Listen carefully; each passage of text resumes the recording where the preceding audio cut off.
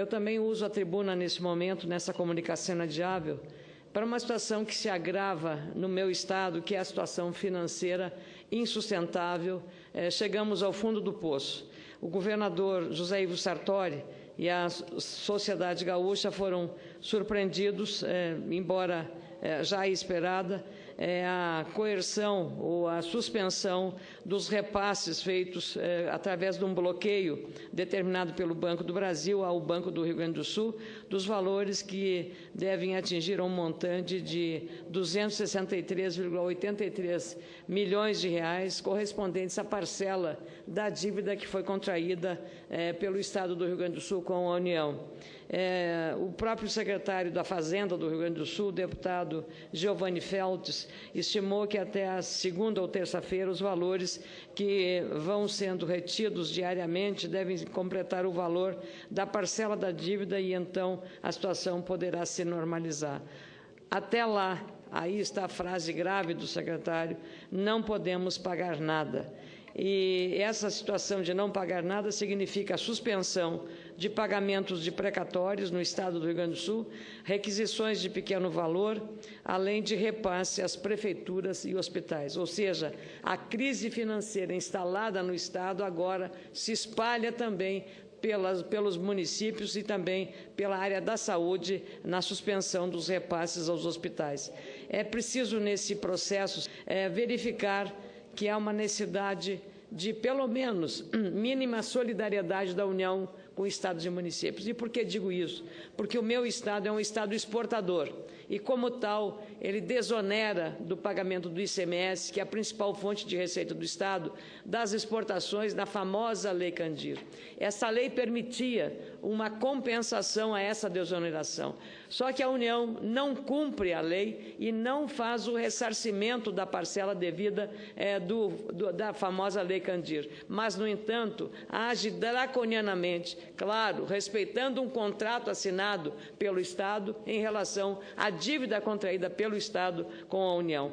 Como eu disse, até 263 milhões de reais, que é o valor devido pelo Estado, serão bloqueados pela União, agravando fundamentalmente a já complicada situação das contas públicas do nosso Estado. É o que está ocorrendo no Rio Grande do Sul e é um alerta muito grave para que as autoridades públicas, sobretudo dos três poderes, Executivo, Legislativo e Judiciário, enfrentem de modo muito responsável e transparente os problemas das contas públicas, não só estaduais e municipais, mas também federais, porque igualmente a União está enfrentando esse desajuste nas suas contas. É evidente que a superação da crise econômica, da crise financeira e da crise política, já estou terminando, passará obrigatoriamente por reorganização política e ação comprometida, continuada e responsável.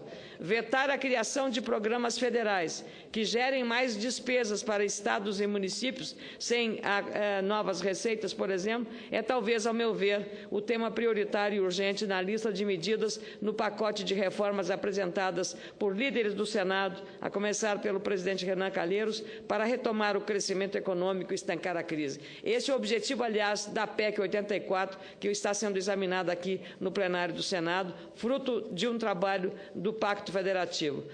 Se nesse segundo semestre o Congresso Nacional conseguir avançar com os ajustes propositivos e responsáveis que melhorem a relação entre União, Estados e municípios, daremos, sem dúvida, uma enorme contribuição à retomada do desenvolvimento. Será um passo à frente para resgatar a confiança perdida, continuar projetos paralisados e retomar o equilíbrio e a estabilidade econômica, política e social que o Brasil tanto precisa. O colapso da oferta de serviços públicos, inclusive básicos de saúde, é evidente no Rio Grande do Sul. Mas essa doença, essa crise do Rio Grande do Sul pode, por mais atentos e cuidadosos que estejam os governos dos outros estados e municípios, chegar também a se alastrar por todo o país. Eu não desejo, sinceramente, que o Brasil seja o Rio Grande amanhã, porque a nossa situação hoje é absolutamente crítica. Ela não tem solução à vista e é exatamente aí que reside o maior risco.